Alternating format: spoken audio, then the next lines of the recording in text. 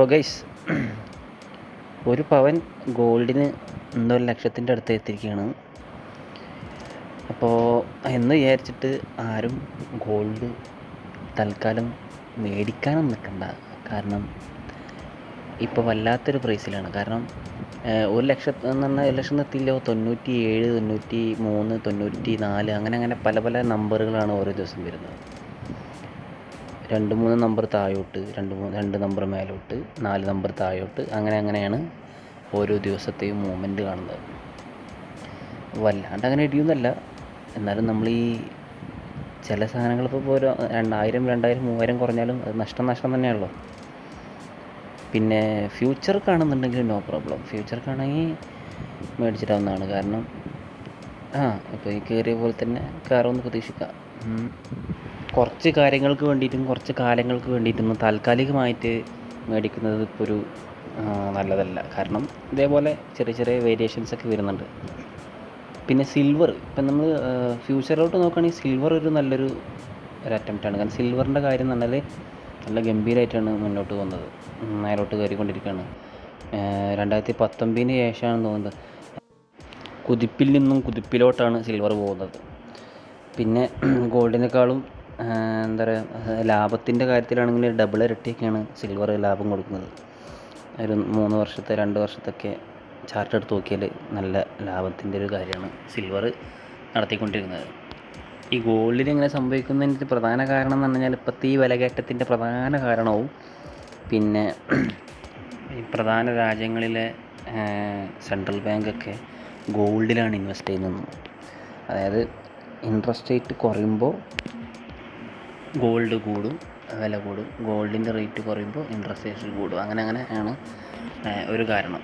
രണ്ടാമത്തെ കാരണം ദീപാവലി ഒരു പ്രശ്നമാണ്. ഇന്ത്യത്തെ ഒരു കണക്ക് വെക്കുകയാണെങ്കിൽ ദീപാവലിൻ്റെ ഒരു പർച്ചേസിങ് ഉണ്ടായിരുന്നു. അതുകൊണ്ട് ദീപാവലി കഴിഞ്ഞോടുകൂടി നേരെ താന്നല്ലോ.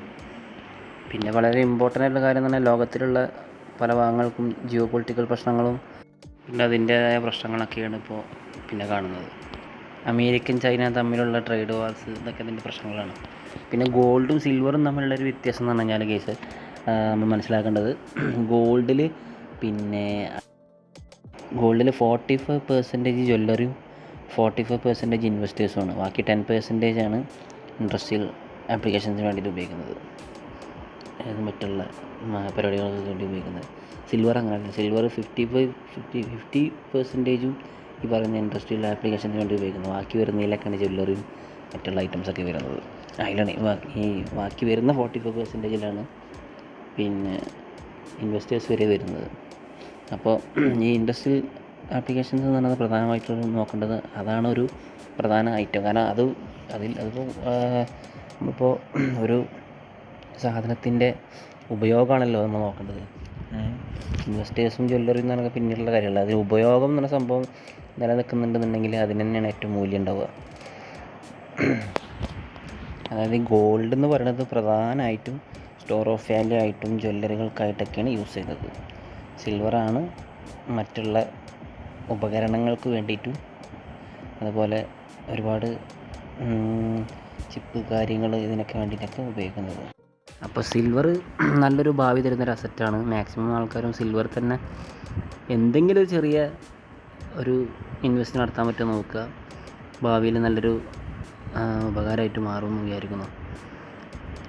റിയൽ വേൾഡ് ആപ്ലിക്കേഷൻസിന് വേണ്ടി ഇൻഡസ്ട്രിയൽ ഫാക്ടറിക്കകത്ത് തന്നെ നല്ല റോ മെറ്റീരിയലായിട്ടാണ് സിൽവർ ഉപയോഗിക്കുന്നത്. അപ്പോൾ സിൽവർ എന്ന് പറയുന്നത് ഉണ്ടാക്കിയെടുക്കാൻ പറ്റുന്ന ഒരു സാധനമല്ല, അത് മറ്റുള്ള സാധനങ്ങൾ, ഉപേനിയം അതുപോലെ കുറേ സംഭവങ്ങളൊക്കെ ഉണ്ടാക്കുമ്പോൾ അതിൻ്റെ കൂടെ ഉണ്ടായി വരുന്നതാണ് അത്ര സിൽവർ. അപ്പോൾ സിൽവർ എന്ന് പറയുന്നത് ഒരു ഭാവി ഉണ്ട്.